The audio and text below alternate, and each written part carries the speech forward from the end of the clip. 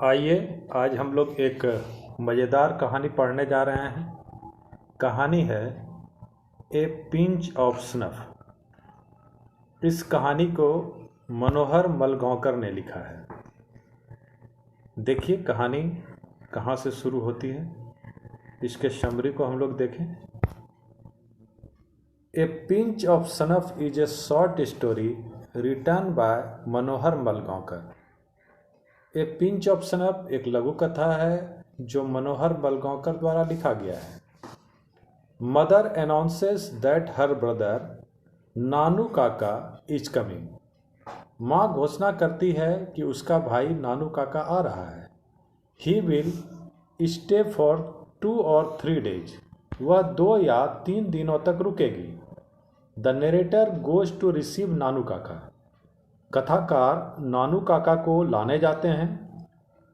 He is asked to arrange a meeting with minister. उसे कहा जाता है कि मंत्री के साथ एक मीटिंग का प्रबंध किया जाए। He says that he is unable to do so. वह कहते हैं कि वैसा करने में सक्षम नहीं है। Nanu Kaka takes a pinch of snuff and thinks. Nanu Kaka एक चुटकी सूंघनी लेते हैं और फिर सोचते हैं। वास्तव में कथाकार यह जानकर परेशान है कि नानू काका नामक अतिथि आ रहे हैं, लेकिन उसकी माँ बहुत खुश है। वह कथाकार को आश्वस्त करती है कि नानू काका महज 2 या 3 दिन ही रुकेंगे। उन्हें कुछ मंत्रियों से मिलना है। कथाकार अंडर सेक्रेटरी हैं और ऐसे मिलन को बखूबी समझते हैं। वह नहीं चाहते हैं कि नानू काका आए, लेकिन अपनी माँ के सामने वह विवश है। नानू काका उसकी माँ के भाई हैं।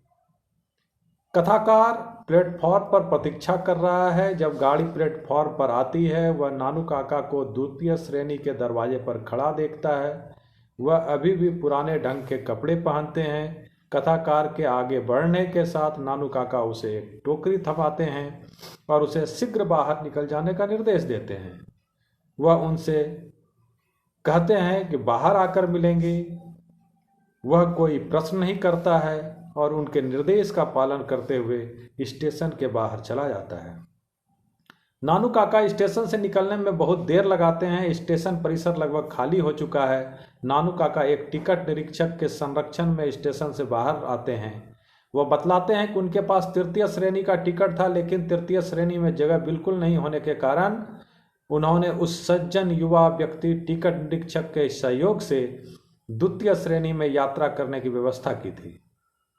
वे लोग अर्थात नानू काका और कथाकार कार में बैठते हैं। रास्ते में नानू काका कथाकार से अपनी मंत्री से मुलाकात की व्यवस्था के संदर्भ में पूछते हैं। कथाकार बिना लाग लपेट के उन्हें बतला देता है कि वह महज एक अंडर सेक्रेटरी है और मंत्री से उनकी मुलाकात की व्यवस्था करवा पाना उनके पहुंच से बाहर है।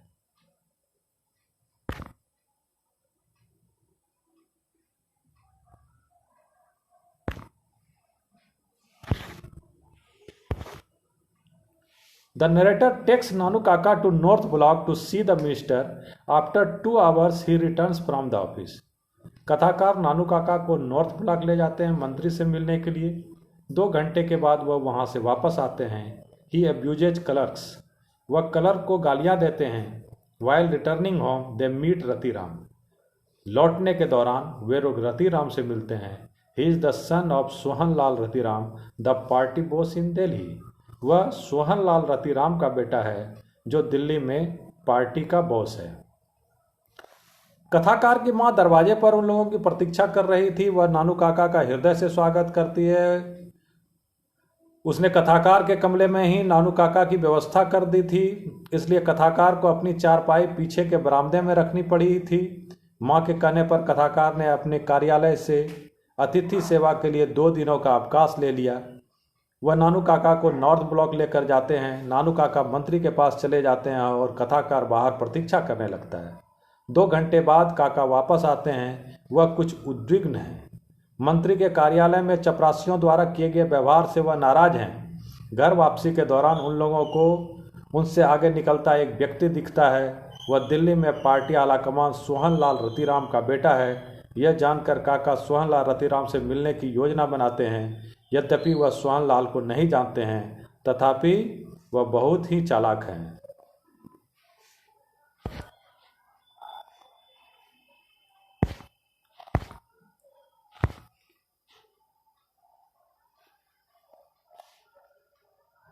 नानू कथाकार को एक नए एवं विचित्र वेशभूषा में तैयार करते हैं। वे लोग लाला सोहनलाल रतिराम के निवास पर जाते हैं। वहां एक सचिव उन लोगों का स्वागत करता है। नानू काका सचिव को बतलाते हैं कि दिल्ली में वह पुराने जमींदारों के सम्मेलन के सिलसिले में आए हैं।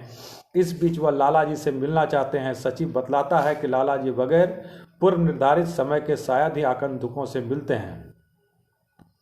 प्रतीक्षा के क्षणों के दौरान नानू काका हजरत बरकत अली के विषय में बात करते हैं। वह कथाकार से कुछ ऊंची आवाज़ में बातें करते हैं। लाला जी उन्हें हजरत बरकत अली के विषय में बातें करते सुन लेते हैं। वह अपने सचिव के साथ अचानक बाहर आते हैं। वह काका से हजरत बरकत अली से उसके संबंध के बारे में पूछते हैं। काका बतलाते हैं कि कभी वे लोग एक ही स्कूल में थे।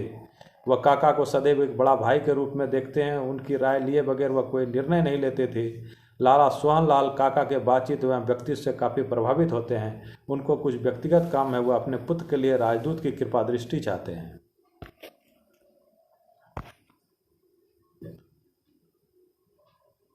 नानू काका कुछ पल रुकते हैं। वह अपनी चांदी की डिब्बी खोलते हैं और सूंघनी लेते हैं। अपने अंगोछे पर छींक मारते हुए वह कल्याण मंत्री का नाम लेते हैं। लाला उनका नाम सुनकर उत्तेजित हो जाता है और उसे एक धोखेबाज कहता है।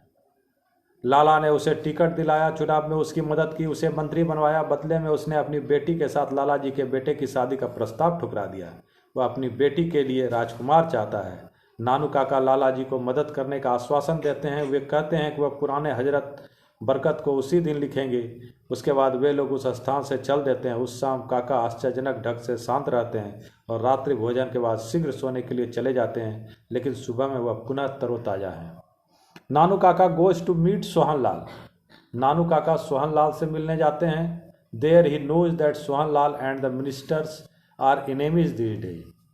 वहाँ जाकर उन्हें पता चलता है कि सोहनलाल और मंत्री आजकल दुश्मन हैं। Minister had refuse to marry his daughter to Sohanlal sons. Minister ने उनकी अपनी पुत्री का शादी सोहनलाल के पुत्र से करने से इनकार कर दिया था। He is going to marry his daughter to the prince of Ninore. वह अपनी बेटी का शादी निनोरे के राजकुमार से करना चाहते हैं।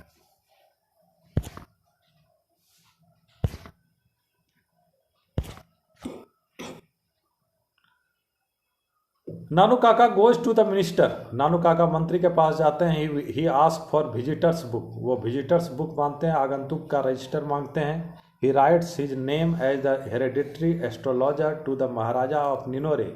वहाँ पता में वह लिखते हैं कि खानदानी ज्योतिषी महाराजा निनोरे का। दे रिटर्न होम। वे लोग घर वापस आ जाते हैं। After some time the welfare minister comes to see Nanu Kaka to the narrator's house. कुछ समय के बाद वेलफेयर मिनिस्टर नानू काका से मिलने कथाकार के घर पर आते हैं। Nanu Kaka departs from his house next day. Nanu Kaka अगले दिन वहाँ से प्रस्थान कर जाते हैं। He become successful in his mission. वह अपने कार्य में सफल हो जाते हैं। The narrator could not understand the purpose of this meeting. कथाकार को इस मीटिंग के उद्देश्य का पता नहीं चलता है। कथाकार से वे लोग कहते हैं कि वे लोग आज मंत्री के यहाँ चल रहे हैं, लेकिन कथाकार पुरानी गाड़ी में नहीं, कुछ प्रभावशाली होना चाहिए। वे कथाकार एक दूसरी निजी कार की व्यवस्था करने कहते हैं, जिसका चालक कथाकार खुद होगा। कथाकार को अपना एक परिचित याद आता है, जिसे जो गाड़ी बेचता है वह नानू काका को उसके संबंध में बतलाता है। नानू काका सलाह देते हैं कि वे लोग एक छोटी जांच के लिए गाड़ी लेंगे। नानू काका ने अपनी चेक बुक निकालते हैं और 1000 रुपये की एक चेक भरते हैं। वह उसको अच्छी तरह से मोड़ते हैं और अपने पुराने कोट के अंदर के पॉकेट में उसे रख देते हैं। वे कथाकार को अपने धोबी को बुलाने को कहते हैं। जब कथाकार धोबी को बुलाता है, काका उसे वह कोट दे देते हैं और उसे लेकर बाहर जाते हैं और उससे बातचीत करते हैं। उसके बाद नानू काका और कथाकार एक कार में सवार होकर सिक्का ऑटो डीलर के पास पहुंचते हैं। अभी वे लोग मुश्किल से उनके मैनेजर से बातचीत शुरू ही करते हैं। दुकान के अंदर धोबी प्रवेश करता है। वह अपने एक हाथ में काका की पुरानी कोट लिए हुए है और दूसरे हाथ में एक चेक। वह काका कहता है कि काका ने उसे चेक को अपनी कोट में ही छोड़ दिया था। नानू काका चेक ले लेते हैं और ईमानदारी के लिए धोबी की प्रशंसा करते हैं। वे उसकी ईमानदारी के लिए इनाम देते हैं। दौलत के इस प्रदर्शन के बाद बड़ी आसानी से गाड़ी प्राप्त हो जाती है। अब नानू काका एक ज्योतिषी के बेस में है। कथाकार स्वयं भी एक जोधपुरी पोशाक में है। वे लोग मंत्री के निवास पर जाते हैं। वहाँ नौकरगण एवं मंत्री के सचिव ने काका से उनके प्रयोजन के विषय में जानना चाहा, लेकिन नानू काका ने अपने प्रयोजन के बारे में बतलाने से मना कर दिया एवं आगंतुक पंजी की मांग की। वे आगंतुक पंजी ले आते हैं। उस पंजी में नानू काका ने अपने नाम लिख दिया और उसमें जोड़ दिया महाराजा निनोर का खानदानी ज्योतिषी। अंत में वे अपना पता लिखते हैं। वह पता वास्तव में कथाकार का पता है। वह बहुत जल्दीबाजी में प्रकट दिखना चाहते हैं। बगैर विलम्ब किए वह कार में बैठ जाते हैं। वह कुछ ऊंची आवाज़ में बोलते हैं, मुझे महाराजा सुतकत्ता के महल में ले चलो। मुझे वह सारी कुंडली वापस करनी है जिसके लिए उन्होंने मुझ पर भरोसा किया है। इसके बाद नानू काका कथाकार संग गाड़ी में बैठकर कथाकार के निवास स्थान पर पहुंचते हैं।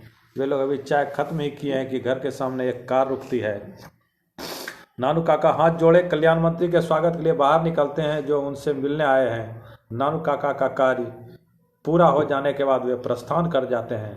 कथाकार नहीं जान पाता कि नानू काका को मंत्री से क्या काम था और क्या हुआ। जब काका की हकीकत खुल जाएगी तो फिर क्या होगा, लेकिन कथाकार इस बारे में आश्वस्त हैं कि परिस्थिति चाहे जो भी हो, काका उसे बखूबी संभाल लेंगे। हाँ, वह केवल इतना चाहते हैं कि जो भी हो वह उन सब से बहुत दूर रहे। कथाकार इस मामले में पड़ना नहीं चाहते हैं। Thank you. Have a nice day.